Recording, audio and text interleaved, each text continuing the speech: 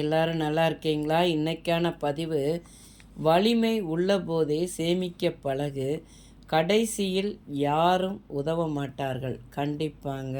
நம்ம உடம்பு இளம் வயதில் எவ்வளவு நம்ம சேமிக்கணும்னா, சாப்பிடாம செய்யாமல் காசை சிக்கனம் பிடிக்கிறேங்கிற பேரில் என்னத்தையோ சாப்பிட்டுட்டு அப்படி சேமிக்கிறது பணம் கிடையாது.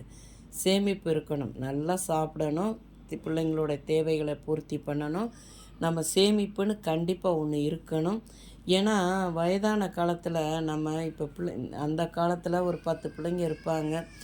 எனக்கு தான் 10 பிள்ளைங்க இருக்காங்களா, எனக்கு சோறு போடுவாங்க அப்படின்னு அந்த காலத்தில் அப்படி இருந்திருக்காங்க. அதெல்லாம் 50s 60s அந்த காலங்களில் 70ஸில். ஆனால் இப்போ அப்படி இல்லைங்க. பிள்ளைங்கள்லையுமே யாரையுமே நம்ம எதிர்பார்த்து வாழ முடியாது. அடுத்து பிள்ளைங்கள்கிட்ட நம்ம எதிர்பார்த்து வாழ்ந்தோன்னு வைங்களேன், அதை விட கொடுமை வேறு எதுவுமே கிடையாது. நாம் நம்ம உடம்பு வலிமையாக இருக்கும். அதாவது எங்கள் அப்பா சொல்லுவாங்க, ஒரு 45 வயசுக்குள்ளே எவ்வளோ சம்பாத்தியம் பண்ண முடியுமோ அவ்வளோ சம்பாத்தியம் பண்ணி சேர்த்து வைக்கணும். ஏன்னா அதுக்கப்புறம் வயசாகும்போது நம்ம உடல்நிலை ஒத்துழைக்கணும். உடலில் பல பிரச்சனைகள் வருதில்ல. இப்போ தான் எடுத்தவுடனே அட்டாக்குங்கிறான், இதுங்கிறான், சுகருங்கிறாங்க, என்னென்னமோ வருது.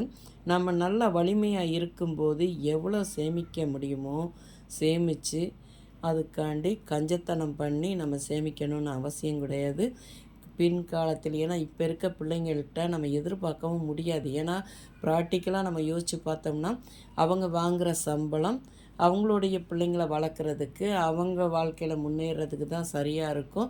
அதுக்காண்டி நம்ம சேமிப்புன்னு ஒன்று இல்லாமல் பிள்ளைங்களை எதிர்பார்த்து வாழ்கிறது உண்மையிலேயே கொடுமையிலும் கொடுமைங்க அது.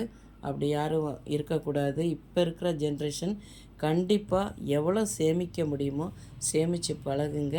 இந்த பதிவு உங்களுக்கு பிடிச்சிருந்தால் பார்வதி வீட்டு சமையலுக்கு ஆதரவு கொடுங்க. ஓம் சாய்ராம்.